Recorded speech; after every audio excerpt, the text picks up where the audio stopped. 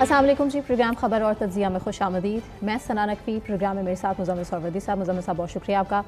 नाज़रीन, प्रोग्राम में बात करेंगे सबसे पहले तहरीक इंसाफ के उन रहनुमाओं की, उन अरकान की जिनकी रुकनीत को मुअत्तल किया गया था। अब लाहौर हाई कोर्ट में ये फैसला चैलेंज कर दिया गया है। लेकिन बुरी खबर उमर अयूब साहब के लिए है कि लाहौर की इंसदाद दहशतगर्दी अदालत ने जिनाह हाउस, अस्करी टावर और थाना शादमान को जलाने के मुकदमात में उनकी जो जमानतों की दरख्वास्त थी उसको खारिज कर दिया है।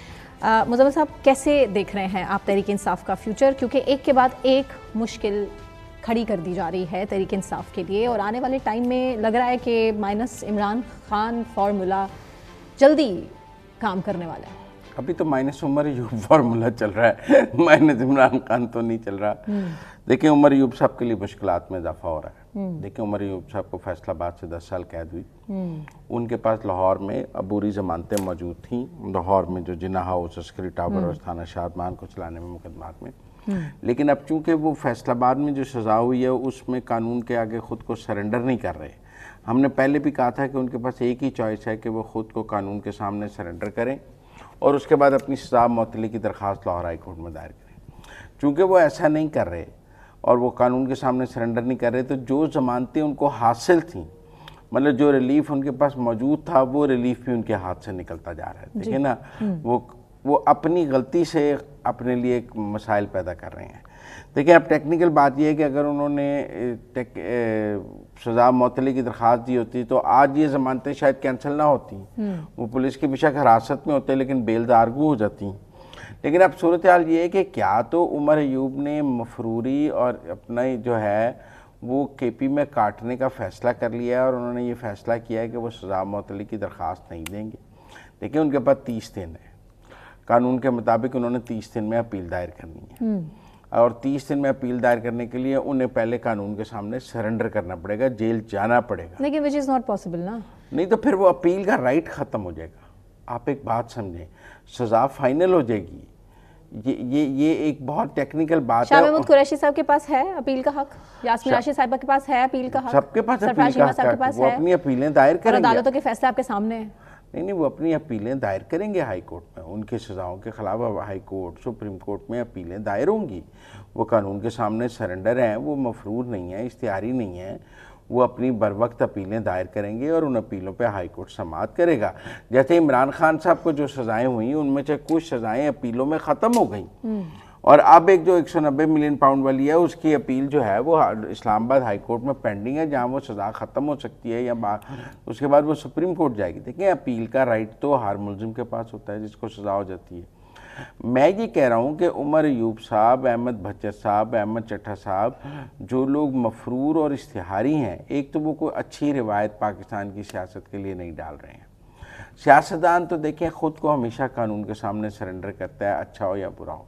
लोगों को बुरा लगेगा। वैसे जब नवाज शरीफ को सज़ा हुई थी वो लंदन से वापस आ गए थे और उन्होंने गिरफ्तारी दे दी थी इलेक्शन से पहले, लेकिन उसके बाद जो डील करके वो वापस गए, वो बेल करा के गए ना, कानून अपनी पार्टी के अंदर से ही नहीं, कानून के मुताबिक जमानत करा के गए, मफरूर इश्तिहारी नहीं रहे। उस पर भी बहुत से सवालात खड़े हो रहे हैं। खैर, उस पर तो अब क्या ही बात करें। लेकिन मैं ये कह रहा हूँ कि देखिए, उनको सज़ा सुनाई पनामा में, वो और मरियम नवाज लंदन से वापस आए, उन्होंने आके गिरफ्तारी दे दी, कई माह अंदर रहे, जमानतें नहीं हुई, जेलों में रहे, उसके बाद जाके ज़मानतें हुई। मैं यही कह रहा हूँ कि उमर अयूब साहब, अहमद भच्चर साहब और जो लोगों को सज़ाएं हुई हैं, इनको अच्छी पार्लिमानी और सियासी रवायात कायम करते हुए ख़ुद को कानून के सामने सरेंडर करना चाहिए। मुज़म्मिल साहब के मुताबिक, नहीं, हुकूमत के मुताबिक, कानून के, लेकिन सूरत हाल 9 मई के हवाले से मजीद बड़ी मुश्किल तरीन लग रही है। मजीद सख्त फैसले होने अगर महमूद रशीद, शाह महमूद कुरैशी, एजाज चौधरी, उमर सरफराज चीमा, यास्मीन राशिद जेल काट सकते हैं तो उमर अयूब क्यों नहीं काट सकता?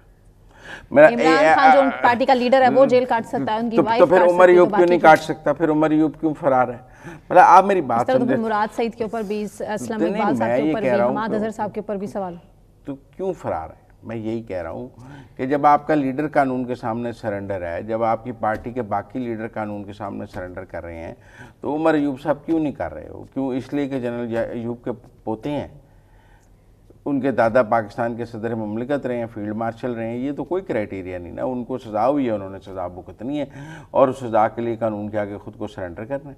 चलें, 9 मई के हवाले से मजीद सख्त फैसले भी होने वाले हैं, मजीद उनके गिर्द भी शिकंजा सख्त होने वाला है? देखिए, जैसे बरसात का मौसम होता है, शदीद गर्मी का मौसम होता है, फिर सर्दी का मौसम आ जाता है, इसी तरह सज़ाओं का भी मौसम है। इस वक्त पाकिस्तान में देखें सज़ाओं का मौसम चल रहा है। पीटीआई वालों के लिए तो पिछले 2 साल से चल रहा है। नहीं, कौन सी सज़ा हुई 2 साल में? मैंने सारों 9 मई में किसी को सज़ा ही नहीं हो सकी। 9 मई में काफी बरी भी हुए, नहीं, सजाएं हुई, बरी हुई सज़ा किसको हुई? सज़ाएं तो गिरफ्तारियां हुई, अब सज़ाएं होनी शुरू हुई हैं। पाकिस्तान की अदालतों ने 9 मई को तो 2 साल सुना ही नहीं। ये अब सुप्रीम कोर्ट ने कहा है 4 महीने में फैसला करें तो हो रहा है। देखें, उस पर भी बड़ा इतराज़ कर रहे हैं। वो भाई, जब नवाज शरीफ पर मॉनिटरिंग जज लगाया हुआ था तो आप कहते थे ये बड़ा अच्छा काम है, जजेस को छुट्टियां मनसूख कर दी गई हैं। सर, नवाज शरीफ पर तो मॉनिटरिंग जज सुप्रीम कोर्ट का लगा हुआ था, जो रोज़ देखता था आज मुकदमे की समाअत में क्या हुआ। मॉनिटर्ड ट्रायल किया गया, जिसकी कोई कानून में मिसाल नहीं मिलती। आप तब तो पीटीआई मिठाइयाँ भी खिलाती थी सज़ाओं पे। देखिए, मुकाफ़ात अमल है। लेकिन पीटीआई तो ये कहती है कि जो उनको सहूलियात दी गई थी नवाज शरीफ साहब को, वो तो इमरान खान साहब के पास नहीं है, बुशरा बीबी के पास नहीं है, जो मरियम नवाज। अच्छा, मेरा उस पर भी एक मौक़िफ़ है। क्या?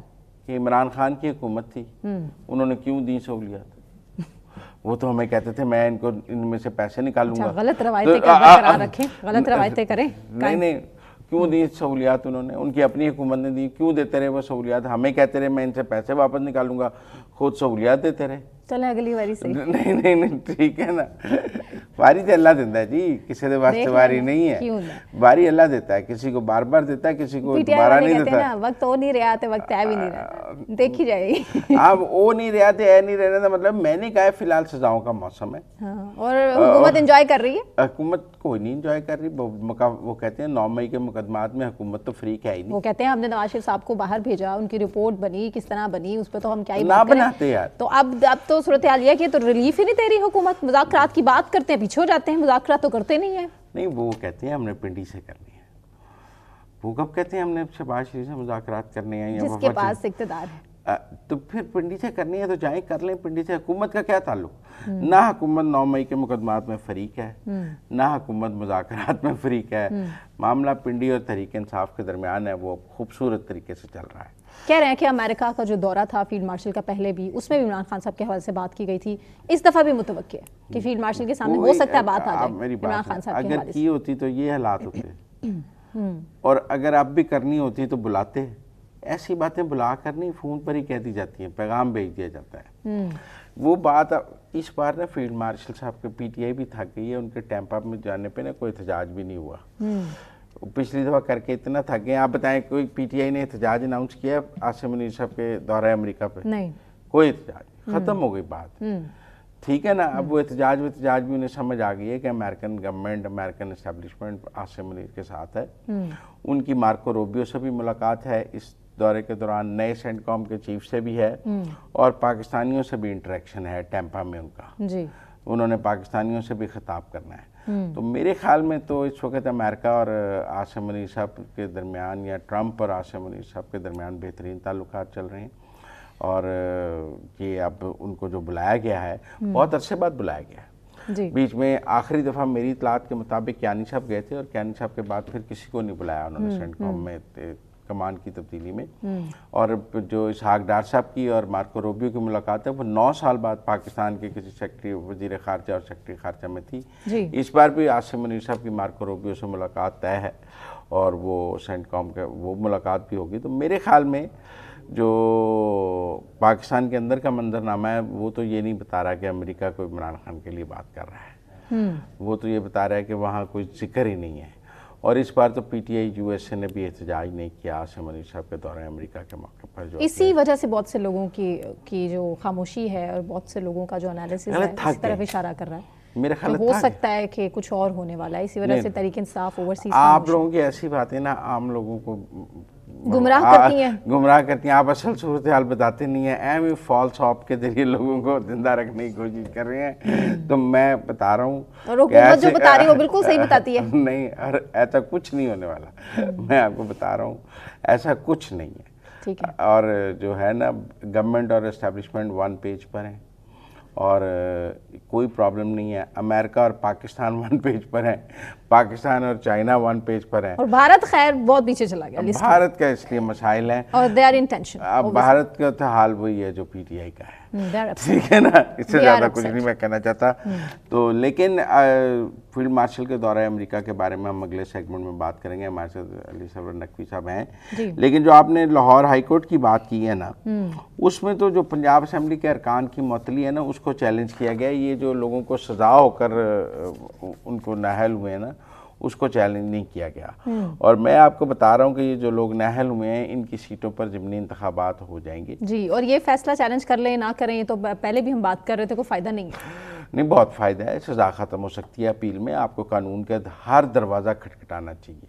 बेसिक असूल है कि जो कानूनी ऑप्शंस आपके पास मौजूद हैं, आपको उनको हासिल करना चाहिए, आपको उनको एग्जॉस्ट करना चाहिए, मैदान खाली ना छोड़ना नहीं छोड़ना चाहिए। और मैं उमर अयूब साहब से के हवाले से यही परेशान हूँ कि अगर उन्होंने ख़ुद को सरेंडर ना किया तो उनके पास राइट ऑफ अपील ख़त्म हो जाएगा, जो बहुत गलत बात है। सज़ा फाइनलिटी ले लेगी और ऑर्डर जो है वो फाइनल हो जाएगा ट्रायल कोर्ट का, फिर उनके पास राइट ऑफ अपील लिमिटेशन का लॉ लग जाएगा उनके ऊपर और वो लिमिटेशन का शिकार हो जाएंगे। मुझे नहीं लगता कि वो पेशावर हाई कोर्ट के सर पे जो राजदारी ज़मानत और ये और वो लेना चाह रहे हैं, सज़ा याफ्ता को राजदारी ज़मानत नहीं मिलनी। आज जो लाहौर पंजाब से लाहौर की इंसदाद दहशतगर्दी अदालत में उमर अयूब साहब के वकील ने ये प्ली ली कि हम पेशावर हाई कोर्ट से राजदारी ज़मानत लेना चाहते हैं, तो इंसदाद दहशतगर्दी की अदालत ने कहा आप कैसी मजाक वाली बात करें, कभी किसी सज़ा याफ्ता को भी राजदारी की ज़मानत मिली है? राजदारी की ज़मानत तो तब मिलती है जब आपको सज़ा ना हुई हो, आप अंडर ट्रायल हो या आप अभी गिरफ्तारी से बचना चाहते हो। सज़ा याफ्ता को तो राजदारी ज़मानत नहीं मिलती। मुझे नहीं पता उनके लीगल मुज़म्मिल साहब, ये बड़ी सीधी बातें आप कर रहे हैं। यहाँ ज़मानतें होती हैं तहरीक इंसाफ के रहनुमाओं की, उनके कारकुनों की, और वहाँ दूसरे केस में उनको दोबारा से गिरफ्तार तो अगर केस होगा तो गिरफ्तार होगा। अगर आपने इतने जुर्म ना किए हों तो अब कई लोगों पे 100 FIR होती हैं, वो बताते हैं आपको चाहिए कानून ना तोड़ें, जो बैक वक्त मुख्तलिफ मकामात पर कानून तोड़ते पकड़े जाते हैं। 9 मई को ना करते आप 35 शहरों में मुजाहरे, आप 35 जगहों पे अस्करी तनसीबात पर हमला ना करते। अच्छा, राना साहब ने बड़ी एक अजीब सी बात की है कि इमरान खान के बेटों के लिए सियासत मुश्किल काम है। यकीनन पाकिस्तान की सियासत और बरतानिया की सियासत की डायमेंशन फ़र्क हैं। पाकिस्तान की सियासत कांटों का सेज है, कोई फूलों का सेज नहीं है। लिहाजा अगर वो पाकिस्तान की सियासत पाकिस्तान आके करना चाहते हैं तो वो मुझे भी नहीं लगता कि कासिम और सुलेमान वो कर सकते हैं। उन्हें क्यों ये लगता है या क्यों नून लीग को इस चीज़ का एहसास है कि जो क़यादत है इमरान खान साहब के बेटे पार्टी की वो हासिल करना चाहते हैं, वो संभालना चाहते हैं? दूर दूर तक उनकी ऐसी इंटेंशन नहीं है। खान साहब ने भी जेल से क्लियर किया इस चीज़ को कि वो सियासत से दूर हैं। इसलिए ये बात हो रही है कि जो इमरान खान साहब के बाद क़यादत है PTI की, उसको अवाम में कबूलियत हासिल नहीं हुई। मसलन बैरिस्टर गौहर को PTI का वोटर कबूल नहीं करता, उमर अयूब को, शाह महमूद को, असद कैसर को, गंडापुर को PTI का वोटर बतौर PTI का लीडर कबूल नहीं करता। अब सवाल ये कि अलीमा खान को भी कबूल नहीं करता, उनके पीछे भी लोग आने को या बाहर निकलने को तैयार नहीं है। तो लोगों का ये ख्याल है कि जी जब PTI के पास कोई ऑप्शन ही नहीं है कि कौन आके लीड करे, तो फिर वो दो बेचारे बच्चे ही रह जाते हैं, उनको इस्तेमाल किया जा सकता है। मौरूसी सियासत जो पाकिस्तान में बड़ी पॉपुलर है। मौरूसी सियासत तो देखें PTI में हर जगह मौजूद है। जब असद कैसर के भाई को टिकट मिलता है, जब गंडापुर के भाई को टिकट मिलता है, जब आप समझे उमर अयूब के भाई को टिकट मिलता है, जब अज़हर साहब की बहन को टिकट मिलता है, तो फिर मेरा मतलब है कि फिर ये मौरूसी सियासत नहीं है।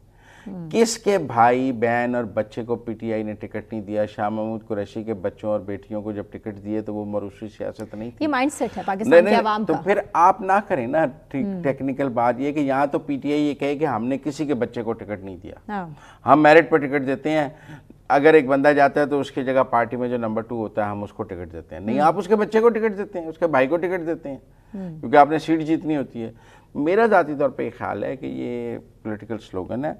शायद PTI के पास ऑप्शन कासिम और सुलेमान ही हैं, लेकिन वो पाकिस्तान की सियासत के लिए तैयार नहीं हैं। मैंने उनकी अमेरिकन अपीयरेंस देखी है, वो पाकिस्तान की सियासत के लिए भी तैयार नहीं है। और अली अमीन गंडापुर के हवाले से भी उन्होंने कहा कि विकेट के दोनों तरफ खेल रहे हैं, और इस बारे में तो हम बार बार बात करते रहे हैं, लेकिन स्टैंप लगा दिया है राना साहब ने इस बात पे क्या कि अली अमीन गंडापुर विकेट के दोनों तरफ खेल रहे हैं। अच्छा, इस कौन चीज नहीं की खेल वैसे रहा? परेशानी वैसे बहुत है। विकेट के दोनों तरफ तो अलीमा खान भी खेल रही हैं, गवर्नमेंट विकेट के दोनों तरफ बैरिस्टर गौहर भी खेल रहे हैं, विकेट के दोनों तरफ असद कैथर भी खेल रहे हैं, विकेट के दोनों तरफ तो सब खेल रहे हैं ना जो मौज में हैं। जो विकेट के दोनों तरफ नहीं खेल रहे, आपको उनकी बात, उनका हाल सन नजर भी आ रहा है। तो टेक्निकली तो सारे मफरूर हैं या तो जेल में है। या जेल में है। तो मेरा ख्याल है विकेट के दोनों तरफ तो सभी खेल रहे हैं ना, जो इक़्तिदार एंजॉय कर रहा है केपी में। अब आप देखें ना, वो विकेट के दोनों तरफ खेल रहा है। ऐसी तो ब्रेक के बाद फील्ड मार्शल का दौरा अमेरिका जरूर डिस्कस करेंगे। ब्रेक लेते हैं, ब्रेक से वापस आने के बाद हमारे साथ रहें।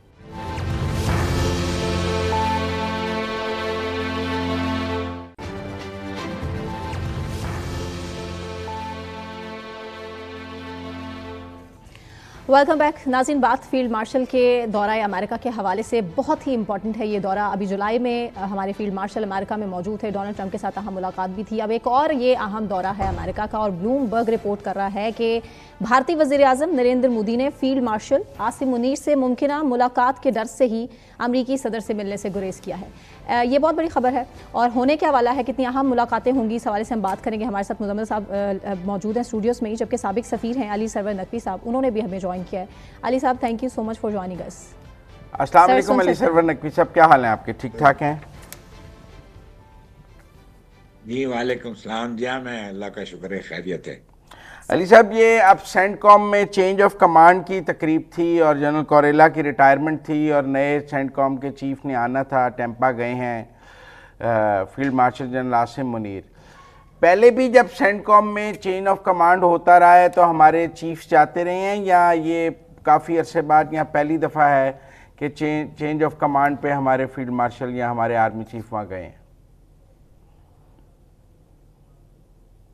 पहले तो जब हुआ है तो ये पहली दफा नहीं है, पहले कई बार जा चुके हैं, लेकिन गाए बगाए ये हर चेंज ऑफ कमांड पे नहीं हमारे चीफ गए हैं। और इस मर्तबा फील्ड मार्शल आसिम मुनीर साहब को एक खास दावत दी गई है जिसमें वो तशरीफ ले जा रहे हैं।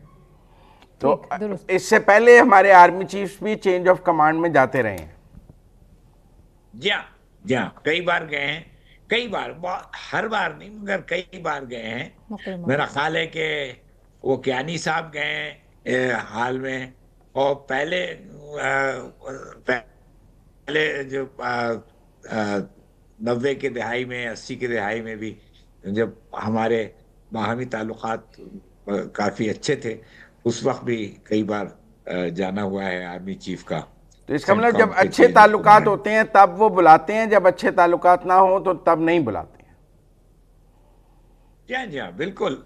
ये तो सियासी है मुजम्मिल साहब, ये बातें जो होती हैं ये इस पे मुनहसर है कि आपके बाहमी ताल्लुकात कैसे हैं।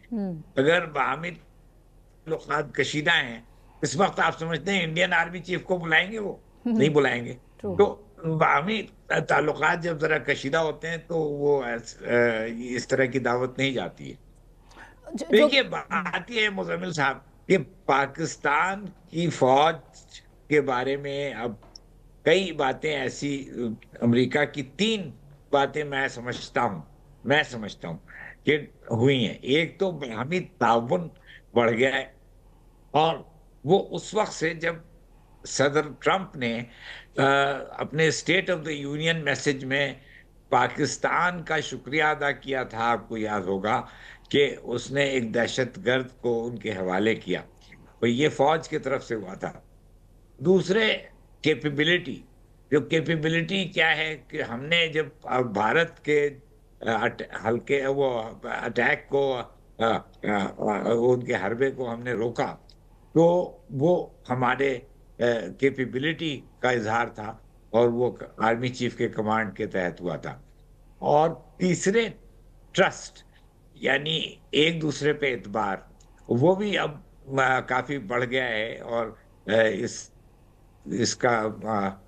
इसका जो एक डेमोन्स्ट्रेशन था या इसका इजहार उस वक्त हुआ है जबकि सदर ट्रंप ने फील्ड मार्शल साहब को शायद दोपहर के ज़ोहराने में बुलाया था। तो वो व्हाइट हाउस में मधु किया। सर देखें, वो ट्रम्प के साथ उन्होंने लंच किया, उसके बाद वो चाइना गए और फिर उन्होंने चाइनीज़ की आदत को एतमाद में लिया। उसके बाद फिर ईरानियन प्रेसिडेंट यहाँ आए, जिस पे मार्को रूबियो ने इसहाक डार साहब को फ़ोन किया। अब वो गए हैं, तो अब जब वो गए हैं तो उनके पास चाइना और ईरान के विजिट की फीडबैक होगा जो वो अमेरिकन को देंगे। तो ये तो एक शटल सर्विस ही मुझे लग रही है कि आप अमेरिकन से बात करें, फिर चाइनीज से बात करें, फिर उधर बात करें, वापस अमेरिकियों को बताएं कि देखें हमारी ये बात हो गई है। ये कोई शटल सर्विस का शिकार नहीं हो गए फील्ड मार्शल? नहीं, देखिए बात ये है कि ये इस तरह नहीं होता है। अव्वल तो ये आप सफारती ताल्लुकात की नौयत ये नहीं है कि एक का मैसेज दूसरे को पहुंचाता जाए। डिप्लोमेट्स या डिप्लोमेटिक रिप्रेजेंटेटिव जो कि फील्ड मार्शल साहब यही कहलाएंगे, वो जो गुफ्तगू करते हैं उसमें उसमें अपने मुल्क के कौमी मफाद को सामने रखते हैं। तो ये कोई जरूरी नहीं कि चाहे चीन से जो बात हुई वो उन्होंने वहां कन्वे कर दी और ईरान से जो बात हुई वो कन्वे कर दी। और दूसरे ये कि हम तीनों ममालिक से हमारी एक स्टैंडिंग काफी बेहतर हो चुकी है और ये बहुत अहम बात है, क्योंकि क्या वजह क्या है कि पाकिस्तान ने अपनी कैपेबिलिटी दिखाई है। पाकिस्तान ने मई के जो भारत के साथ तसादम हुआ, जो क्लैश हुआ, जो जंग हुई, जो भी आप कहें उसको, वो उसमें पाकिस्तान एयरफोर्स ने ये साबित किया कि भारत पाकिस्तान पे अटैक करके मुतमईन नहीं हो सकता है, तो उसको दूसरे तरफ से भी एक सख्त जवाब मिलेगा। और अगर एक उसने चांटे लगाए तो हमने 2 चांटे लगाए। तो ये एक बैकग्राउंड। लेकिन हमने ये देखा कि जनरल कोरेला पाकिस्तान आए, यहाँ एक स्ट्रेटेजिक कॉन्फ्रेंस हुई जिसमें 4 सेंट्रल एशिया की स्टेट्स के आर्मी चीफ थे। फिर हमने जनरल कोरेला को निशानी इम्तियाज दिया। जो भी डिप्लोमेसी का एक आर्ट है कि हमने उनके सेंटकॉम चीफ को निशानी इम्तियाज दिया। अब उन्होंने उसके जवाब में हमारे फील्ड मार्शल को अपने चेंज ऑफ कमांड में बुलाया। तो ये तो मिलिट्री डिप्लोमेसी अपनी जगह हमें नजर आ रही है। सिविल डिप्लोमेसी कमजोर नहीं नजर आ रही मिलिट्री डिप्लोमेसी के सामने? ये इसको कहते हैं वी वर्क इन टैंडम, सब मिलकर काम कर रहे होते हैं। तो इसलिए आप ये तफरका ना पैदा करें कि मिलिट्री डिप्लोमेसी ये है और सिविल डिप्लोमेसी ये है। सिविल डिप्लोमेसी भी अपनी जगह अपना काम कर रही है, लेकिन ये हकीकत है कि पाकिस्तान और अमेरिका के दरमियान अस्करी महकमे इंस्टीट्यूशंस के दरमियान ज़्यादा ट्रस्ट भी है और ज़्यादा कोऑपरेशन भी है, तो अच्छी बात है। और उसके अलावा सिविल साइड पे अमेरिका हमारे साथ इक्तिसादी गुफ्तगू करना चाहता है, तिजारत ज़्यादा बढ़ाना चाहता है, तेल की तलाश शुरू कराना चाहता है, जो कि अभी भी ट्रंप ने कहा है कि पाकिस्तान में ऑयल एक्सप्लोरेशन कराएगा, किसी कंपनी का तयन करेगा। तो क्रिप्टो करेंसी की बातें हो रही हैं, आईटी की बातें हो रही हैं। तो बहुत सी चीज़ों में अब हमारे बाहमी ताउन का सिलसिला चलता जा रहा है और मल्टी फैसेटेड जिसको कहते हैं, बहुत से शोबों में हमारे ताल्लुकात बढ़ रहे हैं। अच्छा सरवर साहब, एक सवाल मैं भी आपसे करना चाह रही थी। अमेरिका सुपर पावर जिसके अपने मफादात सबसे पहले हैं, सबसे मुकद्दम हैं, और अब बात पाकिस्तान के असासों की है। पाकिस्तान कितना कोऑपरेट करेगा अमेरिका के साथ सोने, तांबे, दीगर ज़खायर के हवाले से? पाकिस्तान करेगा उस हद तक कोऑपरेट जिस हद तक पाकिस्तान को सूट करता है। लेकिन ना, we have to protect our national interest, वो एक अहम फैक्टर होता है। तो ये नहीं है कि अमेरिका को खुली छुट्टी दे दी गई कि वो हर जगह एक्सप्लोरेशन करे। हम उसको सुपरवाइज करेंगे, उनके साथ होंगे और हम ये इंश्योर करेंगे कि कोई हमारे सिक्योरिटी को किसी तरह लाहक कोई खतरा ना पहुंचे। अच्छा देखें, तो अगर मैं अपने पड़ोसी मुल्क भारत को देखूं तो वो रूस और अमेरिका दोनों को साथ लेकर चलते चलते बिलाखिर अमेरिका को साथ ताल्लुकात ख़राब कर बैठा है कि दोनों को साथ लेकर नहीं चल सकता था। रूस और अमेरिका वो दोनों को साथ लेकर चलना चाहता था, दोनों को साथ लेकर नहीं चल सका। हमारी भी सूरत हाल ये है कि हम चीन और अमेरिका दोनों को साथ लेकर चलना चाहते हैं। भारत की डिफेंस जो कॉपरेशन थी वो रशिया के साथ थी, हमारी चाइना के साथ है। उसकी इकोनॉमिक कॉपरेशन अमेरिका के साथ थी, हमारी भी अमेरिका के साथ है। तो आपको नहीं लगता है एक स्टेज पे जाके हम भी इंडिया वाली सिचुएशन का शिकार हो जाएंगे, जैसी सिचुएशन का इंडिया शिकार हुआ है रशिया और अमेरिका का, हम चाइना और अमेरिका में हो जाएंगे? देखिए, मैं समझता हूं कि अगर हम गलत बयानी ना करें तो इस तरह की सूरत नहीं होगी।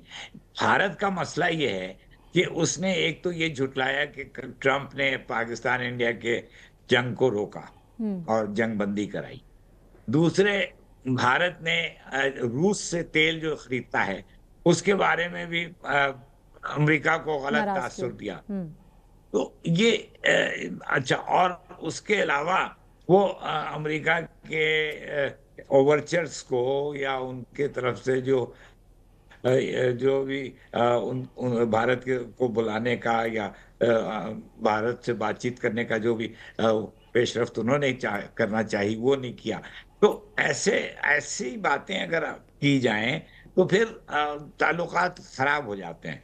तो पाकिस्तान और चीन के दरमियान जो ताल्लुकात हैं वो हमने अमेरिका को बताया हुआ है, बल्कि पाकिस्तान ने एक रोल अदा किया है बहुत बड़ा कि अमेरिका और चीन में सफारती ताल्लुकात कायम कराए हैं 1971 में।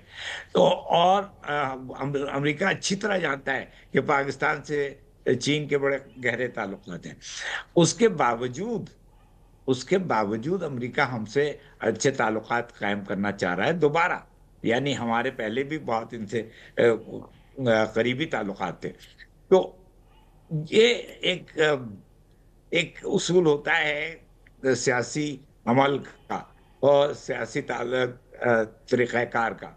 तो उसके तहत आप गलत बयानी ना करें, आप गलत तासुर ना इमरान दें खान साहब के हवाले से। और खुल के बात करें, तो फिर मेरा ख्याल है ये मसला नहीं होगा। ठीक है, ठीक है, थैंक ठीक है, बहुत यू शुक्रिया वेरी समर साहब, much, thank you so much. Thank you very ब्रेक मच। लेते हैं हम समर साहब, ब्रेक से वापस आने के बाद कंटिन्यू करेंगे हमारे साथ रहिए।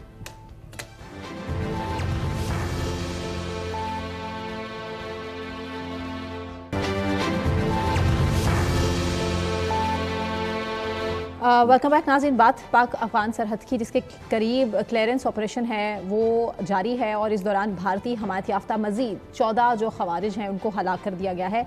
मुज़म्मिल साहब, इलाके को क्लियर करना एक बहुत बड़ा चैलेंज है हमारी सिक्योरिटी फोर्सेस के लिए, क्योंकि दहशतगर्द जिस तरह से वहाँ पर दंदनाते फिर रहे हैं ना, ये बहुत बड़ा एक सवाल है कि किस तरह से उनको खत्म किया जाएगा, कमजोर किया ज़ूब जाएगा। में हासिल हुई है, जहाँ 7 और 8 अगस्त में जो संबारा में 33 खवारिज जो हैं हलाक किए गए हैं, और फिर 8 और 9 की दरमियानी शब जो है 14 और संबारा में हलाक किए गए हैं। तो मुझे लगता है ज़ोब के जो क्लियरेंस ऑपरेशन है ना, वो काफ़ी कामयाबी वहाँ पे पाकिस्तानी फोर्सेस को मिली है, और हमने 33 और 14 हमारे गए हैं। हलाक होने वाले खवारिज से असला, गोला बारूद और दीगर बर्बादी मवाद हुआ। और भारतीय हमारे 47 जो है ना खवारिज हमने दहशतगर्द जो हैं ज़ोब में मारे हैं 2 दिन में। तो मेरे ख्याल में ज़ोब का जो ऑपरेशन क्लीन अप है वो बहुत कामयाब रहा है। 87 के करीब बताया जा रहा था कि वहाँ पर उनकी कुल तादाद है। वो तो बाजोड़ में है जी, वो बाजोड़ में थी। हाँ। ये ज़ोब है जी। ये बलूचिस्तान 47 को फिलहाल 47 को किया गया, और मैं समझता हूँ कि बिल्कुल ज़ोब में बहुत कामयाबी मिली है पाकिस्तान की फ़ौज को। पाकिस्तान के जो बलूचिस्तान में ऑपरेशन है ना, वो ज़्यादा स्मूथ इसलिए चल रहा है कि वहाँ की जो गवर्नमेंट है वो उसको सपोर्ट कर रही है, और वहाँ फ़ौजी ऑपरेशन के हवाले से कोई तनाज़ा नहीं है। केपी में एक तनाज़ा हमें नज़र आता है। आप देखें ना, बाजोड़ में भी वो एक जिरगा चल रहा है, और जिरगा 3 दिन 4 दिन से चल रहा है। वो अपनी टीटीपी अपनी शराइत रख रही हैं, और वो जिरगा फेल हो रहा है। लेकिन बलूचिस्तान में ऐसी बात नहीं नज़र आती आपको। मुझे तो पिछले दिनों जो अमेरिकन स्टेट डिपार्टमेंट से भी जब सवाल हुआ, तो उन्होंने कहा कि BLA एक दहशतगर्द तंजीम है इंटरनेशनल, और हम उसको सपोर्ट नहीं करते। तो आहिस्ता आहिस्ता BLA को इंटरनेशनली टेररिस्ट ऑर्गेनाइजेशन के तौर पे भी एक्सेप्ट किया जा रहा है, और उसको प्रॉक्सी के तौर पे भी एक्सेप्ट किया जा रहा है। और पाकिस्तान का जो ऑपरेशन है अगेंस्ट BLA, इसको बहुत लेजिटिमेसी मिली है। और मेरे ख्याल में ये जो बलोच दहशतगर्द हैं वो आलमी सतह पर भी अपना मुकदमा जो है वो हार गए हैं भारत के हारने के साथ, क्योंकि चंद चढ़े तो भारत के कंधों पे हुए थे। इंडिया की प्रॉक्सीज हैं, ठीक है ना, इंडिया की प्रॉक्सी। तो मेरा ज़ाती तौर पे ये ख्याल है कि बलूचिस्तान में जो ऑपरेशन क्लीन अप है वो बहुत तेज़ी से चल रहा है और उसके नताइज भी आहिस्ता आहिस्ता सामने आएंगे। मैं एकदम नहीं, अब आप कल कोई वाक़या हो जाए तो आपके मुजम्मिल कह रहा था कि बड़ा तेज़ी से चल रहा है, तो अब ये वाक़या हो गया। देखिए वाक़यात तो अभी हो सकते हैं, मुकम्मल क्लियरेंस तो नहीं हुई, लेकिन हम ये कह रहे हैं कि ये जितने भी इनके अस्करियत पसंद हैं, जो टेररिस्ट हैं, उनको आहिस्ता आहिस्ता चुन चुन के पाकिस्तान की सिक्योरिटी फोर्सेस मार रही हैं और अब उनको ईरान से वो सपोर्ट नहीं रही है।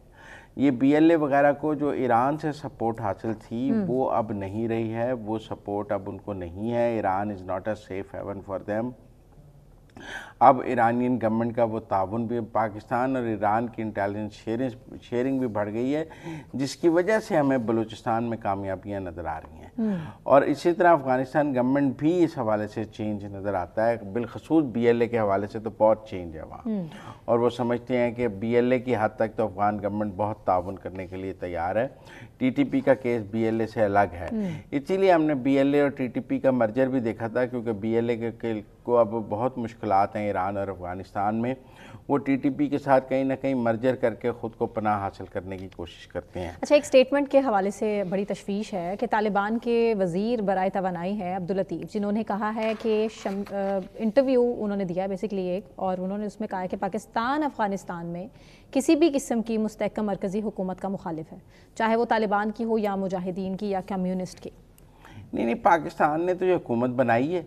मेरा मतलब है कि जनरल फैज़ साहब सरीना होटल में चाय ना पी रहे होते तो ये तालिबान की ये हुकूमत बन सकती थी।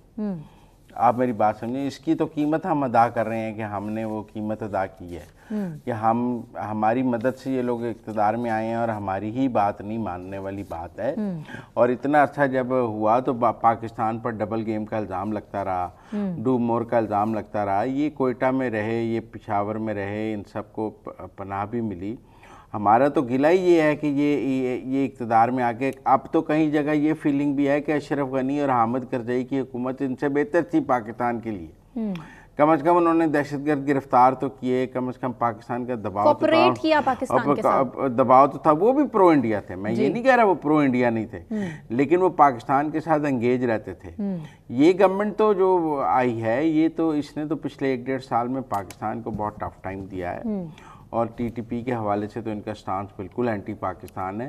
हमारा तो गिला ये है कि इनके आने के बाद पाकिस्तान मुखालिफ जो सरगर्मियाँ हैं उनमें इजाफा हुआ है। और ये हमारे मतलब हमें ऐसे लगा जैसे हमारे जहाँ हम सोच रहे थे हमारे दोस्तों की हुकूमत आई है, हमें लग रहा है हमारे दुश्मनों की हुकूमत आ गई है। और जिनको हम दुश्मन हुकूमत समझते थे, अशरफ गनी या हामिद करजई वगैरह, वो अब इनके मुकाबले में हमें दोस्त हुकूमत नजर आती है कि उन्होंने ज़्यादा बेहतर हमारे साथ कोऑपरेट किया। ये दुश्मनी नहीं तो और क्या है कि उनके मुताबिक, अब्दुल लतीफ़ साहब के मुताबिक, जो अफगानी तालिबान के वजीर हैं, कि इस्लामाबाद जानबूझकर अफगानिस्तान में अंदरूनी तकसीम और बहरान को हवा देता है अपने सियासी मौशी मफादात के लिए। नहीं, पाकिस्तान कोई तकसीम को हवा नहीं देता। उनके यहाँ तकसीम मौजूद है। कुछ लोग उनके इंडिया की पेरोल पर हैं, जो कुछ लोग नहीं हैं। तो जो इंडियन पेरोल पर हैं वो यकीनन जो है उनकी मुखालफत अपनी जगह मौजूद है। देखिए वहाँ एक डिवीजन है कि इंडिया को पाकिस्तान के खिलाफ ऑपरेट करने दिया जाए या ना दिया जाए।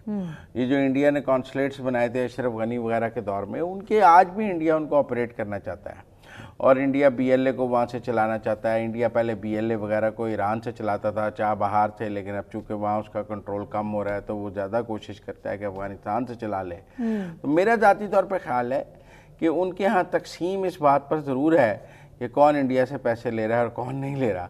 पाकिस्तान के हवाले से कोई तकसीम नहीं है, मैं समझता हूँ। बिल्कुल ठीक है, बिल्कुल ठीक है। मुज़म्मिल साहब, अब सूरत हाल ये है कि 33 अस्करियत पसंद हैं, उनको भी जहन्नुम वासिल कर दिया गया है।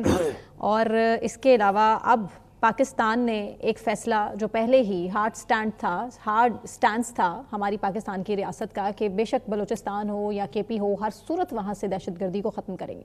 आपको क्या लगता है कितने % कामयाबी हासिल हो चुकी है हमारी सिक्योरिटी फोर्सेस को? देखिए इस वक्त तो सब जो आंखें हैं ना वो बाजोड़ की तरफ है। हाँ जी। जो बाजोड़ पे हमने कल अपने प्रोग्राम में जिक्र किया, वहाँ 3 दिन से जिरगा नाकाम है, कोई सोल्यूशन नहीं निकल रहा। और वहाँ पे जो एक पहाड़ी के ऊपर जो है वो दहशतगर्द बैठे हैं, वो पहाड़ी बड़ी कीमती है, वो पहाड़ी उनसे वकेट करानी है। उसके चारों तरफ पाकिस्तानी फ़ौज खड़ी है। पाकिस्तानी फ़ौज बाजोड़ के लोगों को कह रही है कि आप एक दिन के लिए बाजोड़ छोड़ दें, हम शाम तक इनका खाली करा लेंगे। लेकिन वो एक दिन के लिए छोड़ने को तैयार नहीं है, डिस्प्लेस होने के लिए तैयार नहीं है। रीज़न क्या है?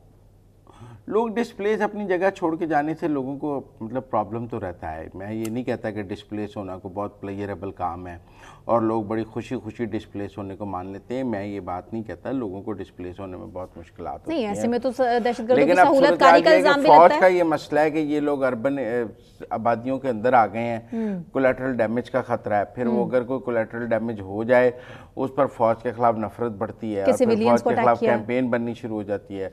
लिहाजा फौज की कोशिश है कि सिविलियन आबादी बाजोड़ खाली कर दे, उसके बाद ये और दहशतगर्द वहाँ रह जाएं तो फौज उनसे निपट लेगी। हाँ जी। लेकिन अभी बाजोड़ के लोग बाजोड़ खाली करने के लिए तैयार नहीं है 1-2 दिन के लिए, वो उनकी तादाद वो। और टेक्निकल बात यह है कि बाजोड़ का जिरगा भी नाकाम है। ये जो कहा जा रहा था ना कि जिरगा के जरिए मसाइल हल कर लें, जिरगा ऑप्शंस रखी थी 3, हाँ, वो अभी तक जिरगा भी नाकाम है। और मेरे ख्याल में हमें बलूचिस्तान में बहुत कामयाबी मिल रही है। बलूचिस्तान की कामयाबियों की अपनी बात, नुकसान भी बहुत हो रहा है फौज का। मैं ये नहीं कह रहा बलूचिस्तान में फौज का नुकसान नहीं हो रहा, शहादतें हो रही हैं, नुकसान हो रहा है, लेकिन एक एक्टिव लड़ाई चल रही है फौज की और दहशतगर्द। गवर्नमेंट और जो रियासत है वो एक पेज पे, आप ये कह सकते हैं। आज भी देखें ना जी, कुछ बलूचिस्तान की अपलिफ्टिंग की बात भी हो रही है। प्राइम मिनिस्टर आज भी जो प्राइम मिनिस्टर ने एक गवादर में पानी की फरामी, बिजली की फरामी के हवाले से इजलास हो रहे हैं, लेकिन एक सड़क भी बहुत बड़ी जिसको खूनी सड़क कहा जाता था वो बन रही है। तो बलूचिस्तान के हवाले से तो कोई रोड मैप और कोई चीज़ें नज़र आती हैं, लेकिन प्रॉब्लम केपी का है कि जहाँ पे पॉलिटिकल विल मौजूद नहीं है। पीटीआई जो है वो बयान दे देती है ऑपरेशन के ख़िलाफ़, फिर वहाँ नो गो एरियाज़ हैं, हम खुद कहते हैं सीएम अपने इलाके में नहीं जा सकते। तो मेरे ख्याल में ये 2 सूबों में लड़ाई के अलग अलग तनाजुर हैं, लेकिन मुझे लगता है कि बाजोड़ में भी ऑपरेशन अगले 2 दिनों में हो जाएगा। अच्छा। क्योंकि इससे ज़्यादा टाइम उनको नहीं दिया जाता। केपी की सूरत हाल देखें ना, तो पहले हम पारा चिनार का इशू हमारे सामने था, लोअरदीर का हमारे सामने था, जिला करम की सूरत हाल हमारे सामने थी। केपी की सूरत हाल हर गुजरते दिन के साथ कशीदा हो रही है। अफगानिस्तान का बॉर्डर है, वहाँ से आते हैं वो, सॉफ्ट बॉर्डर रहा है कई सदियों तक। वो अब हमने बाड़ लगाई है, वो बाड़ को तोड़ते हैं, एक्टिव बॉर्डर का इशू है। अफगानियों की जो हिजरत करके आए थे उनको वापस भेजना भी एक बहुत बड़ा इसमें हो सकता है। लेकिन अब तो जिनके पास पाकिस्तान ओरिजिन कार्ड है ना, उनको भी वापस भेजा जा रहा है। अच्छा। पिछले दिनों इंटीरियर मिनिस्ट्री में ये फैसला हुआ कि जिनके पास पाकिस्तान, पहले तो हमने उन लोगों को भेजा जो गैर कानूनी तौर पर मुकीम थे, जिनके पास कोई लीगल हैसियत नहीं थी, हमने उन सबको वापस भेजा। अब जिनके पास लीगल हैसियत है कि वो पाकिस्तान ओरिजिन कार्ड उन्होंने बनाया हुआ है और वो हैं अफगान महाजरीन, तो जिनके पास पाकिस्तान ओरिजिन कार्ड है उनको भी वापस अफगानिस्तान भेजने की हुकूमत ने पॉलिसी बनाई है। इसी वजह से बनाई है कि वो हमें बहुत प्रॉब्लम है अफगानियों के साथ, तो इसलिए मुझे लगता है कि अब पाकिस्तान ओरिजिन कार्ड वालों को भी वापस भेजने का फैसला हो चुका है। और लेट्स सी कि केपी के हालात कब कंट्रोल में आएंगे। बहुत शुक्रिया मुज़म्मिल साहब आपका भी। नाज़रीन, मुझे सना नकवी को इजाज़त दीजिए, अपना बहुत ख्याल रखिएगा।